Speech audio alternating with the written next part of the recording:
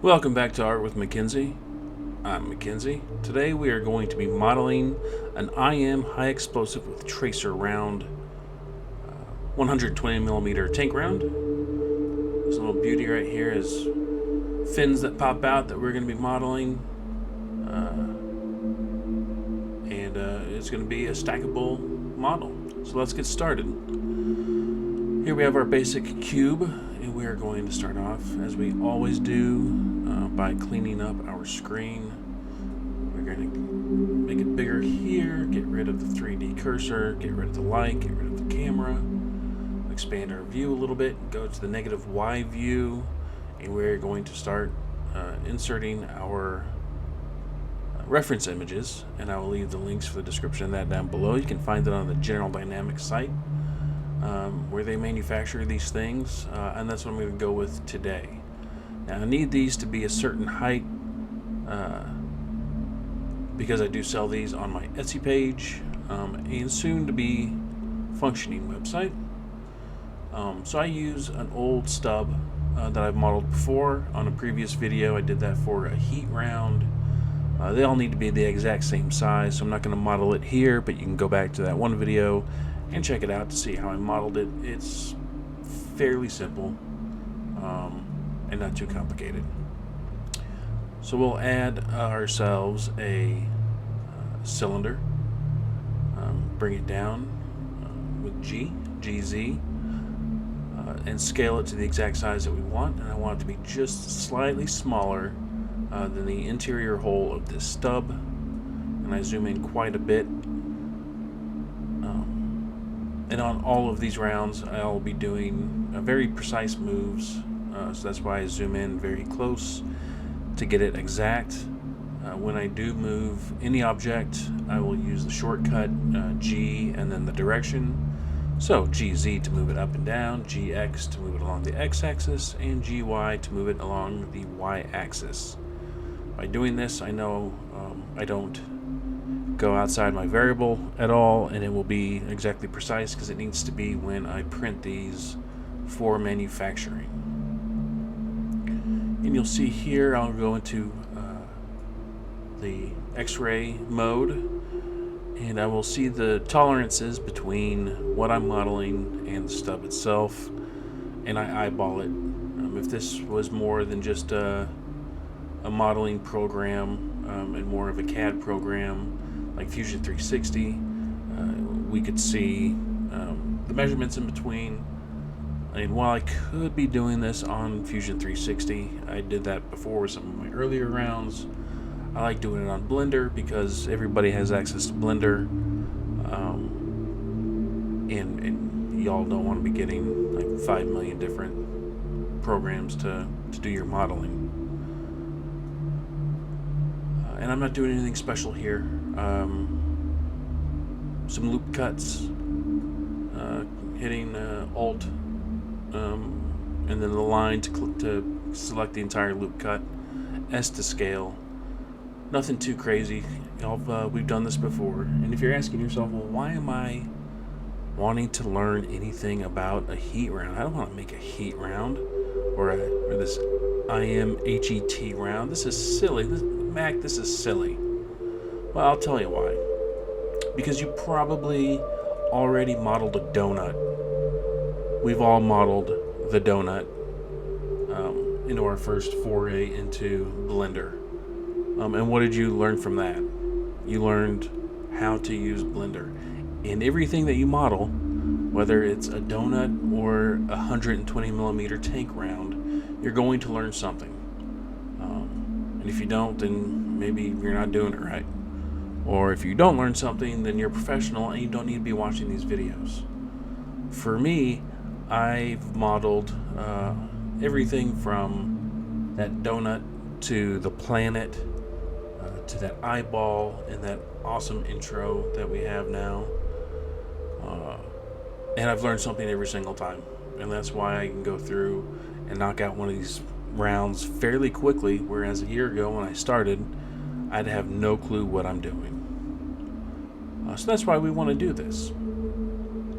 And I'll explain to you here, if you are modeling and 3D printing, that it's good to grab these lines and move them along the z-axis and bevel them because it makes it easier for your printer.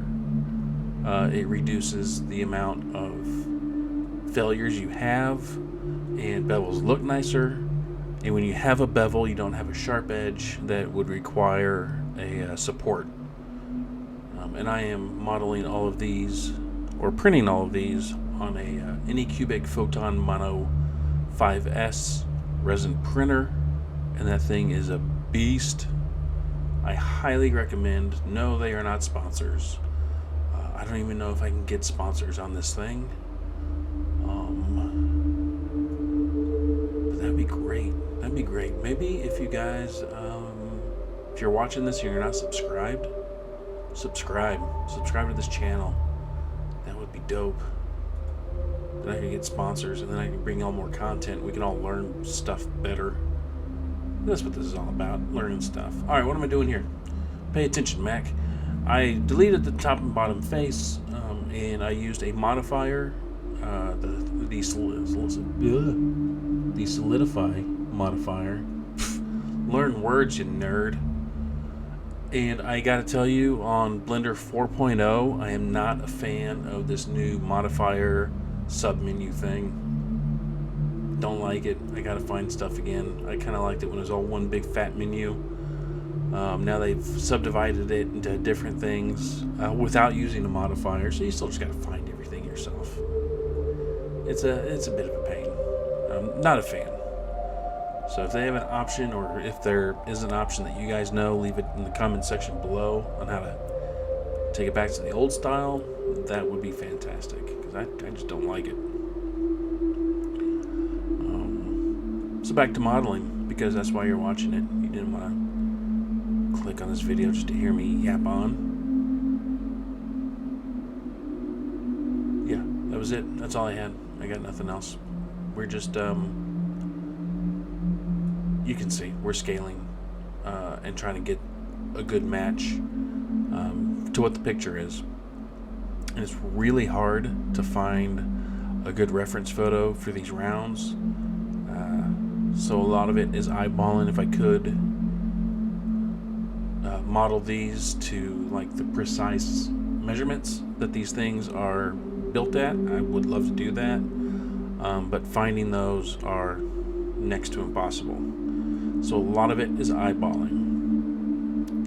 You'll see I grab this stub and move it on the GZ just to take a gander at it. And I'll look in close to see what these tolerances are.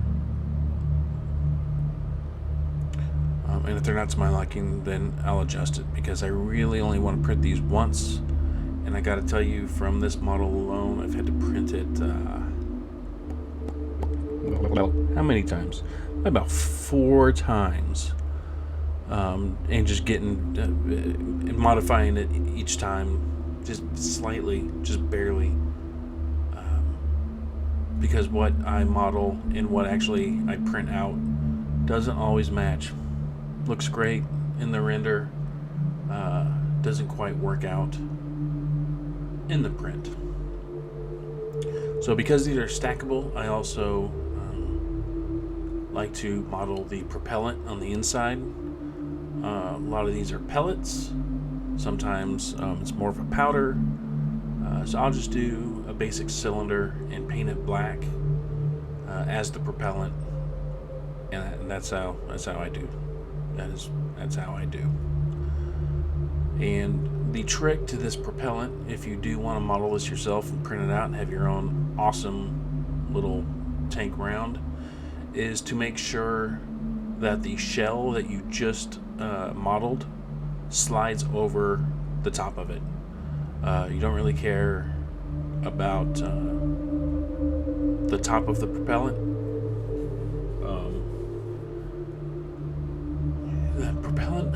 No, the shell. You don't care about the top of the shell. It's not going to slide over the entire thing. The bottom of the shell has to slide over the top of the propellant.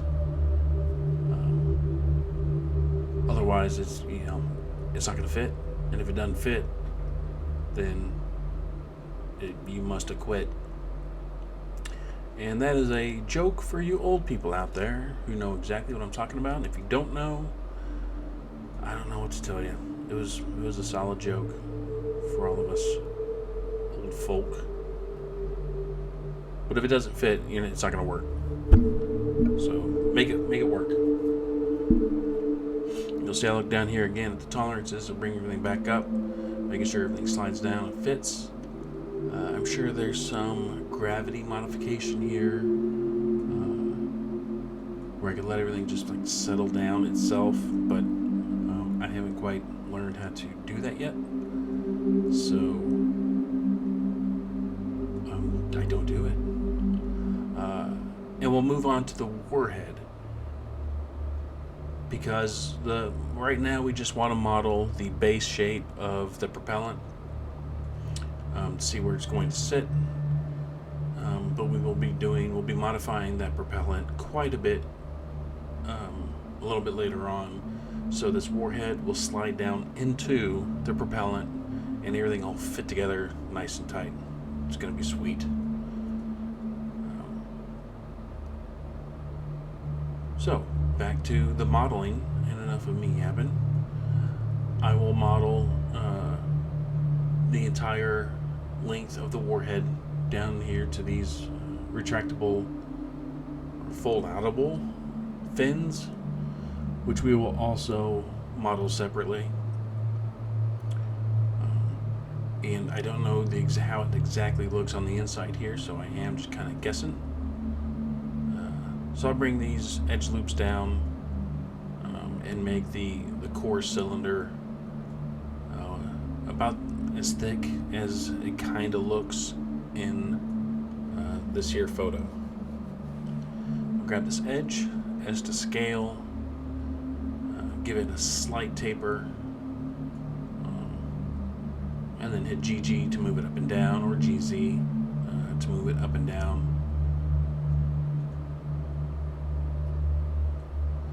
And we want to make sure that it fits inside the shell, because it has to slide down on the inside. If any part of it hits the lip of the shell, then it's not going to go into the propellant, and we just got a bad warhead there. And we do not want a bad warhead. We want something that'll work. So you got to use your brain, little foresight, and kind of pretend that you're finagling this thing out in the real world and not just in some program. It's not easy to do. I still fail at it. That's why I bring it up, because I've done this and printed it, and I've already had these mistakes, so I'm just trying to help you avoid these mistakes as best as I can. That way you're more successful than I am. You can learn off my failures.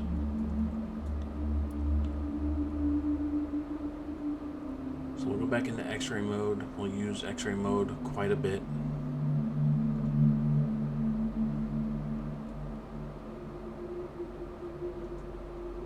This is where I realize the top of the shell is a little too high.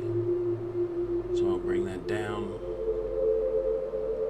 just a tad. Again, don't have the best measurements, so we're eyeballing it. And if you're following along, you can eyeball it too. I don't have exact measurements for you. All you gotta do is get close. And that's all my art is just getting close enough to make it look good. Grab the center part, hit E and S to extrude inward, because this is where we're going to make this little binder. And the binder is just a cool little extra piece of flair that's going to fit up inside and keep everything from shuffling around and moving around.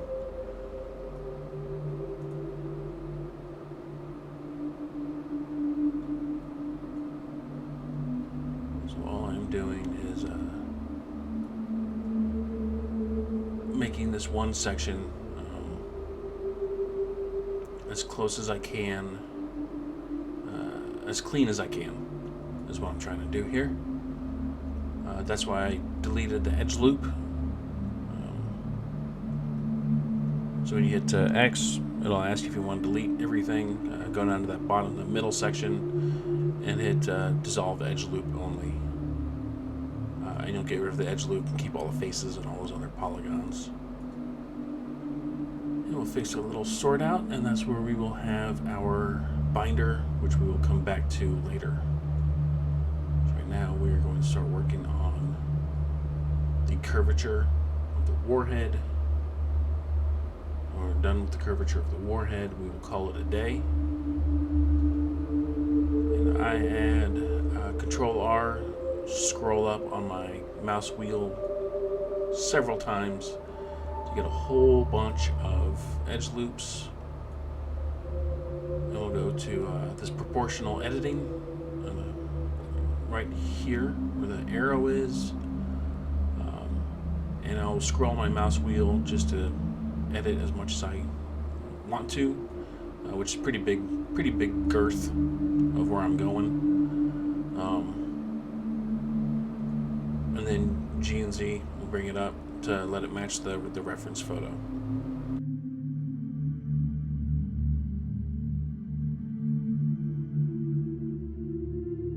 And we're going to take this edge, hit Alt, click on the edge. Looks like there's a face in there, but it's not. Just a weird looking thing. Alt and click the edge, X, and we're going to delete the vertices, and we're going to separate these two. We'll hit A, select all, and then hit P, and then separate by parts. It's a fun little trick to separate your models. I use it quite often. We're going to hide the tip for now, because we're going to model that later. But we do need this to be solid. So we'll click the upper edge, hit F for face and fill it in. And now we're going to put in this divot. Nope, no we're not. Now we're going to model this little line right here. I like making sure that I get every little bit of detail.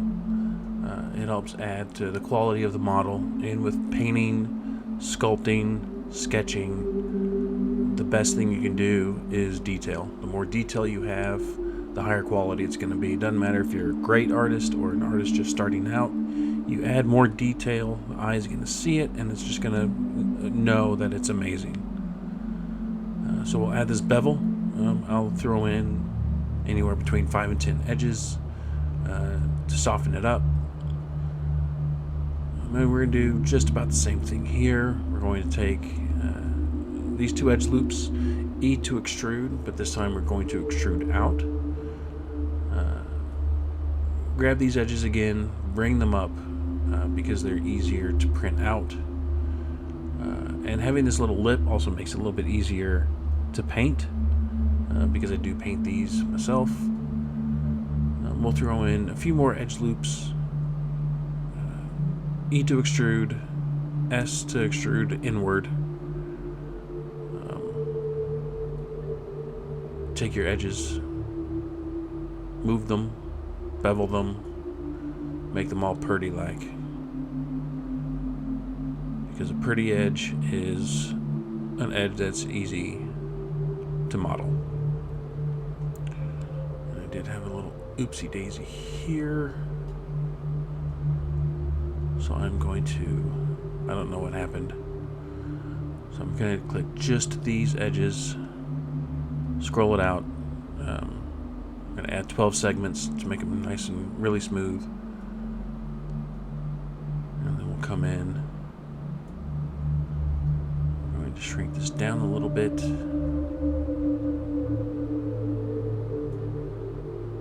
We'll see if we can bevel this.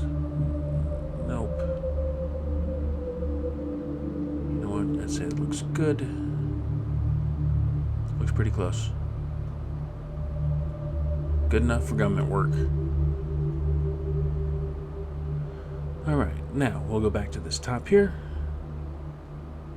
we will hit I to inset, and then E to extrude, and we'll bring it down for this little canister at the top.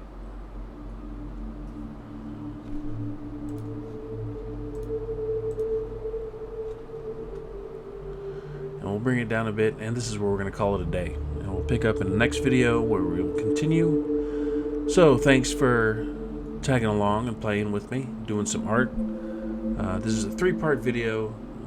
They will be coming out probably weekly, so make sure to like and subscribe. And if you have any questions for me, comment down below, and I will see you guys next time. Thanks.